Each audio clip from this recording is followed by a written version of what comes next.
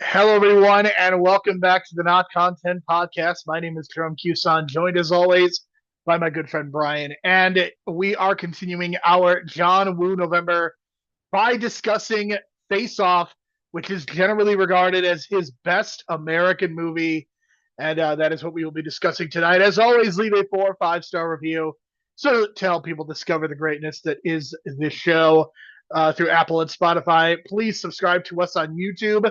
Click the bell icon for notifications when videos go up. And that will be all the more significant in the month of December because we'll be doing 4 YouTube exclusive episodes as we will be discussing the not quite canon Christmas, some of those specials and movies. We'll be getting into that conversation at the end of this podcast. But Brian, we are going to be talking about Face Off. Face Off is a great movie. And look, I like this movie, but on a rewatch, especially having seen some of John Woo's other movies, you can embrace the melodrama, you can embrace the doves, you can embrace an important action scene in a church.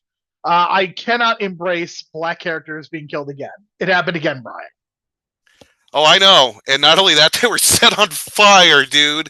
Oh God. Yikes. But yeah, it's yeah. Well, let me get this out there first. This is part of, I guess, I didn't know this, but I guess a lot of fans put this in like the Nicolas Cage action trilogy of the 90s. This, The Rock, and Con Air. And I gotta say, that's like a great way to put it together because like those 3 movies are so iconic now, especially on TV. But I gotta say this, as much as I love the other 2, I think this might be the best performance of Nick Cage of the 3. And it's probably one of my favorite performances of him in his entire portfolio this is a of really I've good seen. one. Part of what makes this so good is the fact that he is you get the whole range, like you get the wackiness, but you also get like the emotion as well.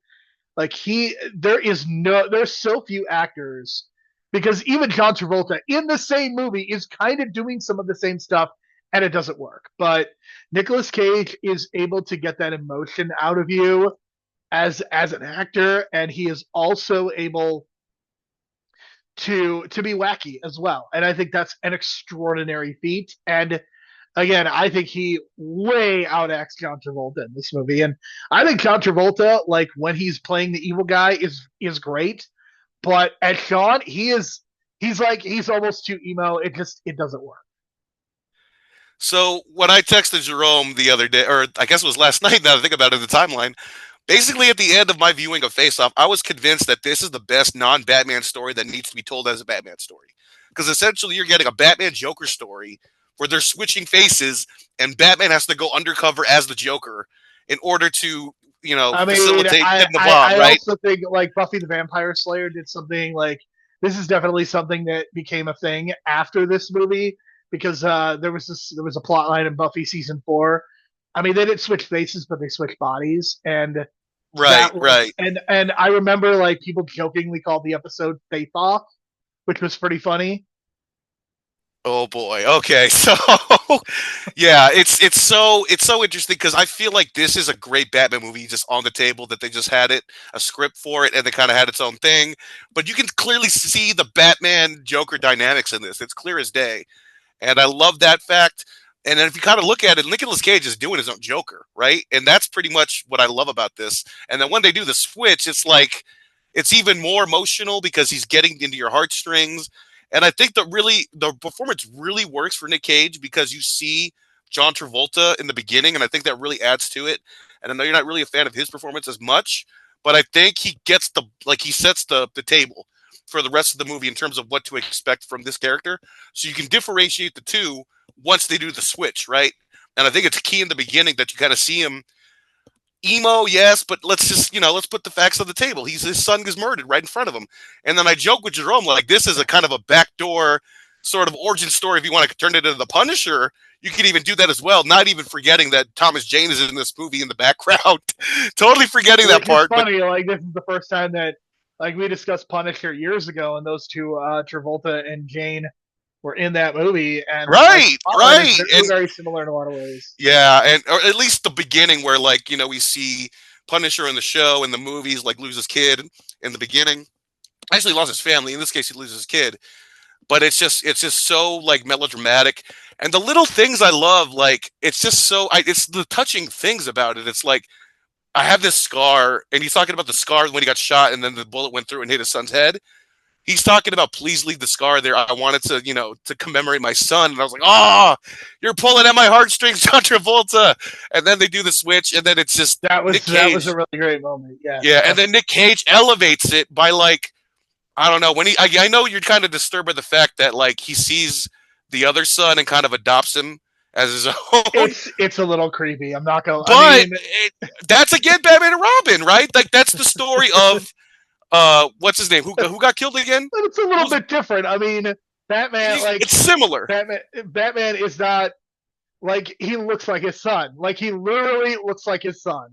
That might have been just a coincidence, but if you think about it from that perspective, like I can see like how a writer can see like, oh, like in a Batman, like you lost your parents, I lost my parents, that's how we kind of come together.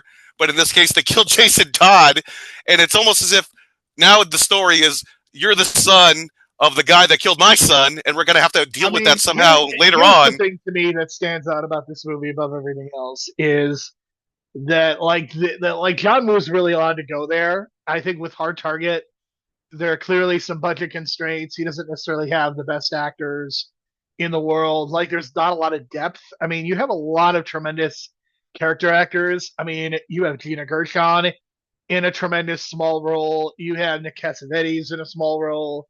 I mean, poor Robert Wisdom and CCH Pounder, they get burned alive, unfortunately. I mean, you have Joan Allen as John Travolta's wife. I mean, she is really good in this movie as well. I think like the thing about John Woo is female characters are almost pointless, but I think Joan Allen does the absolute best with very little in a lot of ways. I think she gives the character a lot of agency that probably was not in the script. Totally. And I mean the fact that she's like when she first sees Nick Cage, you can tell she's like so like unsettled, right? And that's she should be. That's the face of the guy that killed her son. And then it's almost as if she's like taking it slowly, step by step, and just kind of like slowly processing everything to the point where she finally builds up the trust, which I think is great. Because there's these little moments where, like, remember he punches the picture when he sees his son at the house, and then he's like, "I'm sorry," and then he takes the picture and takes it, and she's like, "Why did he take the picture? You would only take the picture if you were my husband." So it's those little hints that she's trying to like process that she finally gives into. So I really like the script in terms of that element. Like I feel like they really plant these clues and little like nuances for you to like pick up on. For example, like I thought the thing with like Castor Troy and his brother, right? They have this weird relationship, very protective older brother, younger brother thing going on. Once the switch happens, the younger brother figures out that he's got the face of John Travolta. But like once he dies and John Travolta sees the body, what does he do? He ties his shoes. And why does he ties his shoes? Because Castor Troy did that at the beginning to symbolize him being the older brother, kind of like probably taught his younger brother how to tie his shoes, right? And I was like, what an incredible little moment to like tie things together for a character. I thought that was an incredible Literally moment. tie Like, things together, Brian. I This movie know. thinks subtlety is for idiots. That's what this movie thinks. I just look, man. That's some great like movie making, like some straight up great movie making. Because it's great storytelling. It's visually like, oh, he did that at the beginning, so it's like it really sticks out, and it really kind of solidifies that relationship. Like, why does he want to have his brother I also alive? love that. I mean, think about the bomb, like the longest term bomb that's ever been done in a movie. I mean, it is literally a plot device to get like to set John Travolta up Right, as and not only that, they deactivate the bomb halfway through the movie, Jerome. You're thinking like, oh, the bomb's going to go off at the end of the movie, yep. and they give you a date. No, they stop it halfway through and completely turn it around. So at this point of the movie, it feels like John Travolta or Castor Troy as John Travolta starts liking being good. Do you get that vibe? Like he's almost as if he enjoys I being mean, the hero. he understands that what he can do is like the power is actually being in the government. Like that's what he realizes. The power actually isn't being some sort of crime lord and having money. That when you are in the government, like that's where the real power lies. I think that's what he figures out. I don't necessarily think he's a good guy because I mean we see what he does to his Sean Archer's daughter. Also some creepiness there, but Oh, we'll get to the I Danny Masterson of it all too, as well. Oh my god, I could not. I always forget that element, and I was stunned. I could not believe Let me explain it for the folks. We know Danny Masterson is a piece of shit. That's what, a rapist, he convicted is a rapist. rapist. He is a And what convicted. is he doing in this movie, Jerome? Attempting to rape the daughter and I fucking. mean, we know it's sexual assault. I don't think it quite elevates to being rape. It was I just, mean, it's mind blowing to me that like it's so like prophetic or like I don't know, foretelling of the future of what was to come, right? And it was so it means more now that he got his ass beat, getting pulled out of the car and getting his ass. I don't know I what mean, I this just is was like like, one of those wow, things. This is like there wasn't there a scene in like the Cosby Show where Bill Cosby was talking about putting someone to sleep or something. something like Like, that. Yes. yes, I mean, when you see that stuff and then you realize like who these people are, it really makes it creepy. And I mean, I was stunned by what I was seeing because But I in had forgot that actuality, part because I it haven't seen the elevated movie in it a while. because we really want to see this guy in real life get his ass beat. And so when he gets his ass beat, it's like, wow, this movie Well, means and even more now. there's also John Travolta's in Scientology. Danny Masterson is in Scientology. I So know, there's but a at this lot of point, we have weird. not heard any convictions for Travolta, so I guess it's just him, No, like it's a weird aliens. connection. Like it's more weird connection. There's also the rumors about John Travolta, which it is what it is at this point. The It's fact that Hollywood. It's Hollywood. Whatever sexuality you want at this point in Hollywood is fine with me. It's all but about yeah, the I mean the raping problem is or with the anything like that, Scientology but is, that's not his MO, right? It's just him being weird, right? but like So, the tragedy of his wife dying oh, and his son, right? Didn't his son die in and a? his son. I mean, like, and Oh, the fact, and like in the last 5 years, he's just like, you know what? I'm gonna just be bald. Like, I'm not even gonna bother wearing a toupee anymore. I'm just gonna be bald. hey, respect, man. Because I mean, some people I know as males, that's kind of a difficult thing that eventually we all have to go through. I think most of us, depending on your genes, but at least he's owned up to it, you know. And that, I think I like that look more than the toupee look because it didn't. For those who've seen the Be Cool, is that the sequel? Be Cool to Get Yeah, Shorty. it's It's really obvious. it's clear there. It's clear it's a toupee, but I kind of just don't think about it that much because I feel bad because it's like pointing out one of his flaws, kind of thing. But I mean, yeah, I it's mean it's incredibly unfortunate because yeah. I look at a William Shatner who has the absolute best toupees, and Ted Danson also has some really good toupees. And then I look at John Travolta. I'm like, you're a rich guy. Get better toupees, man. Well, I mean, like I said, certain folks kind of gel well with the baldness, like Howard Finkel and the hair care for men gimmick, Oh right? man, I was that I is a was deep more. cut. I know that's because I just watched WrestleMania 10. That's part of the timeline of our timeline, folks. But um, my point is that he was like not looking the natural way, right? And it didn't just fit, even though he had hair. Sometimes when you grow the hair, it still doesn't work, right? Or it toupee. Right. No, So here's the one that's thing. what it So is. I want to get back to what makes this movie great is I really like the church scene. I think it is. I mean, it's so well done. It's so well executed, and it feels like it's the real climax of the movie because the boat scene feels very perfunctory in a way, and I don't know whether it's because recently having watched a lot of John Woo, like the church scene just feels climactic. Like these two obviously are not martial artists, so you can't get like a really good action scene. So in some ways, it feels like they are compensating by doing this scene on the boat. It doesn't work as well as it should, unfortunately, and it takes away. There's still some elements of the movie that work. Like the movie still works, and I still would give this a solid 8 out of 10. But to me, it just feels like the boat scene isn't as good as it could have been. To me, the action sequences in this movie are kind of like not as memorable as the performances for me.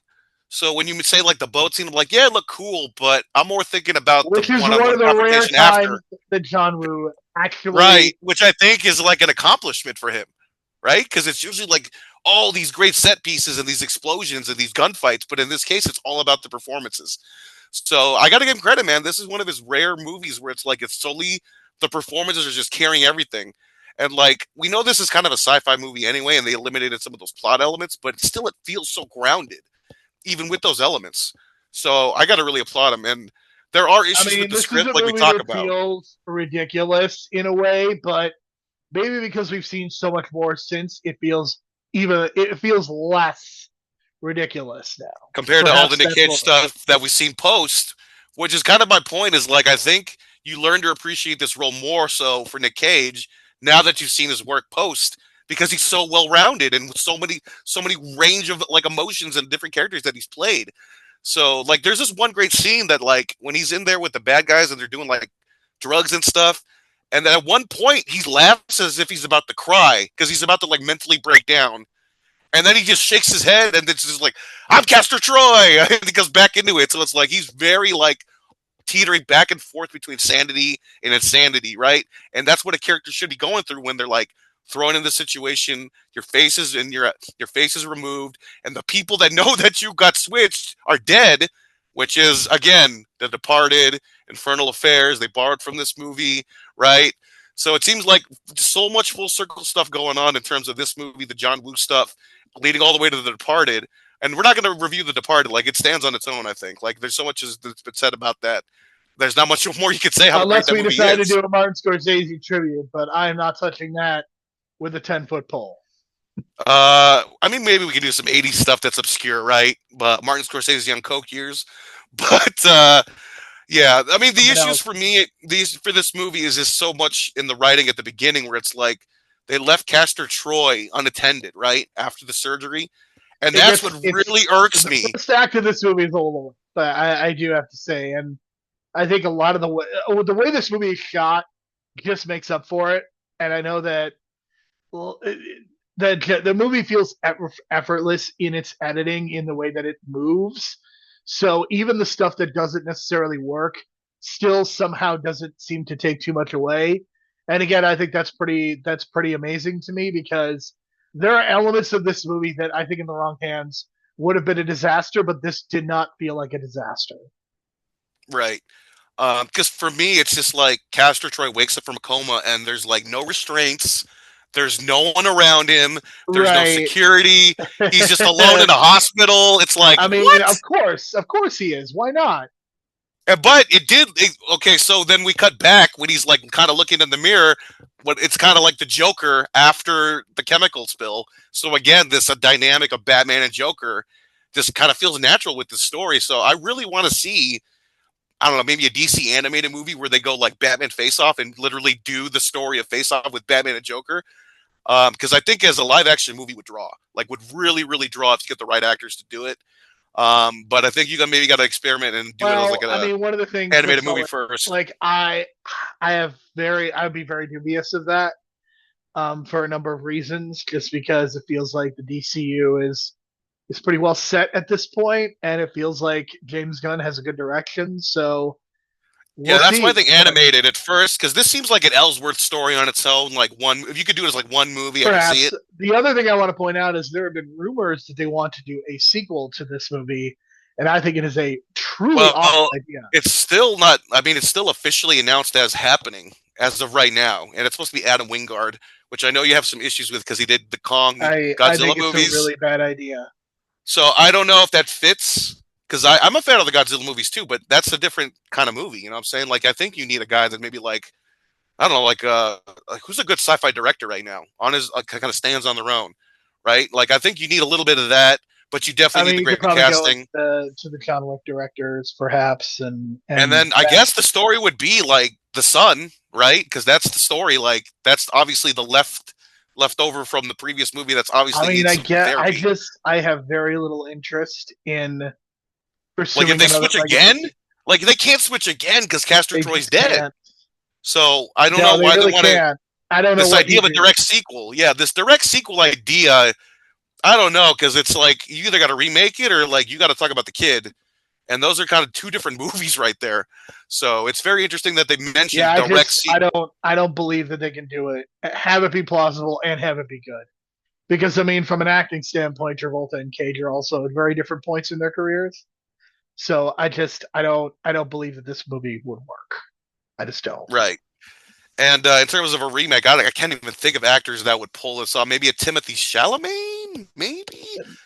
He's not bombastic, and I mean that's the thing That's is what I'm like saying. It's like, you just yeah, don't it's hard. like It's really even hard. in the '90s. Like I read different versions of this. Like Michael Douglas is an executive producer, and he was like on the list of potentially being in this movie. And it's just like I'm sorry, he would not be good in this movie. Like playing like I guess the other name was Harrison Ford. I'm like I'm sorry, those two would not be good in a John Woo movie. There is no way. Like if you're going to do face off with those two, it would have to be a very very different movie, and I just don't know that it would Yeah, work. I But can imagine like like to a me, this Raul movie is so Julia type. ridiculous. Only John Woo is somebody who could do this. Like I don't necessarily know that a lot of current directors would have the ability to be ridiculous, but like the problem is like you do have people who can do ridiculous, but they're too self-aware, and I don't think John Woo is self-aware. Which is part of the charm, right? And which why That the is part of the melodrama charm. works, and that's why the melodrama works in his movies when it's casted right. Like obviously, Hard Target Yes, tried that, casting wasn't right. He had Lance Hendrickson, and that was working. He nailed the assignment there. But like the Mummy, he's the only one. Osloff, he didn't work out. Osloff didn't work out. Jean Claude Van Damme had some of it. Wilford Brimley kind of had a little bit of it there, right? But Right. the It's a whole mix. It's a cast needs mixed to bag. be It on the has to same have it. page. And Yeah, if the we whole went cast through needs to be some on of the same John page. Woo's other movies, I'm sure we would find the same thing. Like if we went through Mission Impossible 2, like that's a movie that really doesn't work because nobody in that movie is cast well. I mean, Tom Cruise is not the type of person that should be in a John Woo movie, and the actor, oh my god, the villain in that movie is so bad, so bad, Yeah, I know. I and just can't believe that John Woo did it. But he it's needed the it's pretty money. bad. It's a big name. I get it. It was big at the time, especially on MTV. And I think Metallica, got a gold record out of that as well. So it was a big time. And the thing is like it just goes downhill in terms of quality. But it's what can you do when you're given a script and Hollywood's calling on you, and you got a certain style to meet standards with, and you got to meet certain times to meet deadlines for filming. I get it, so that's kind of why I've seen his quality go Yeah, down. this But was this was his biggest success, and it's really easy to see why. So yeah, I'm giving this an 8 out of 10, and this is definitely it was a good way to end John Woo month because we could have gone to some really dark places with this, and because he's made some pretty bad movies in recent years, but this was a very good ending. I'm going 7.5, just because I was just really like the two black actors getting set on fire, and the fact that Castor Troy wakes up to no one around him just really irked me. But once you get past that, it's like it's great in terms of their Right, acting. because first they say he's Yeah, dead, and then they say he's in a coma, and it feels like that like contradiction pick a should be lane. It's like figured pick a out. lane, Yes. right? But even if he's in a coma, it's like he should be still strapped down, right? You can't just not have him let whatever. I don't know. Correct. It was He should be it's given a just it, sedative or something like he should something, keep him but like that that. was the only thing that was like, oh my god, this is a terrible aspect to the storytelling. But it gets over, and I It's not think great, that's for sure. yeah. And my favorite moment, I gotta say, one of my favorite moments for Travolta is the moment that door opens and you see Castor Troy as Travolta for the first time, and that smile he's given. It's like, wow, what a change! Because now it feels like he's having fun, right? An immediate change in like demeanor, and then you can tell like the way he's It's pretty delivering great. lines. It is It's pretty a great. really like great, yeah. So performance wise, I got to give a 10 out of 10 to Nick Cage, and like probably an 8 out of 10 to Travolta. I mean, like I said, John Travolta, when he is Castor Troy, that is when he is at his best. Like, I think Nicolas Cage handles both really well, but with Travolta, there is very clearly a strength on there. So that's really all I have to say. That's all we have to say about Face Off. John Woo Woovember is over, Brian. We are going to be picking things up next month. It is the month of December. It is Christmas time. We are going to be covering some movies that we should consider for the new Christmas canon. I mean, obviously, when we talk about the Christmas canon, Brian, we're talking about the Home Alones. We're talking about Christmas Vacation, Elf, Die Hard. These are the movies that people watch every single Christmas, the Santa Claus movies. But we are going to be taking a look at some recent movies through streaming and movies that have come out in theaters that we believe should be added to the canon and added to your yearly watch list. So we're going to be starting in a very unique place, Brian, because next week we are going to be discussing Klaus. It is a Santa movie that is on Netflix. It is animated. Have you seen this movie before? No, I have not. I'm kind of staying fresh with these newer Christmas movies. Um, I guess the only recent one I saw was the Red Sled. Not Red. What is it? The one with the rock, and it was like terrible, which we're Oh, not watching, folks. we are not. We're not That watching is that because that is I not a part of the new Christmas canon. no, Absolutely. no, it is not. But that's the most recent of the new Christmas stuff I've seen, I guess. Oh, Violent Night, Violent Night with Yes, we will what's be his name? that will be a part of our new Christmas canon as well. But we are going to be discussing Claws next week, and we will be pairing it up with a wrestling match to be named later, since it is the first Tuesday of the month. We are also going to be doing YouTube exclusives, movies and specials, not quite in the Christmas canon, and we are going to be discussing a very furry Christmas. And Brian, have you watched this special yet? No, I have not. And like I said, I I want am to be very fresh. surprised. The only Very thing surprised. that I'm put on the list that's for my perspective is rare exports, and I'm not sure if that's going to be exclusive or part of the canon because neither of us have watched it yet. But all we know about it is that it's about a killer Santa. So you know what I mean? Like, We will see Klaus and a very Merry Christmas. That is how we are starting. We also we have a list here, and we will be going through that list. We will be checking it twice. But there's some very exciting stuff on here. I'm very excited to actually to be going through this because there's some very unique movies that we're going to be hitting up. So I am very excited for this. now did 8-Bit Christmas make the cut? Because that's another movie I wanted to watch, but I was I hesitant to have watch. not. No. So the movies that we will be discussing for the new Christmas canon are Carol, which is excellent, and that's probably going to be the main event. Klaus, The Holdovers, Violent Night, the not quite canon Happiest Season, Anna and the Apocalypse, A Very Merry Christmas, and we are probably going to review what is the movie that we wanted to talk Rare about? exports. It's about a Rare killer Exports Santa. will probably be the other selection, just Right. to freshen it up a little bit. It is And we also 82 got minutes, so that'll be fun. yeah. And then we also have a special New Year's Eve episode that we planned. If you look up a certain celebrity's birthday, it's December 31st, who recently passed away this year. Not going to give it away, but it's just his Western is always on TV, and people are constantly quoting it, and it's become a new Western classic, I think. And you also see him in doing a comedy. So that's the clues I'm going to leave for that. Could you be our Huckleberry? Is that what you're saying? Oh, why? Don't give it away, Jerome. Don't give it away. We also got top. Well, I'm not going to say that name out loud either, but there's something about a little German in that one. That's all I'm going to say. All right. So for Brian and Jerome, thank you so much for listening. We will talk to you again next week. So the joke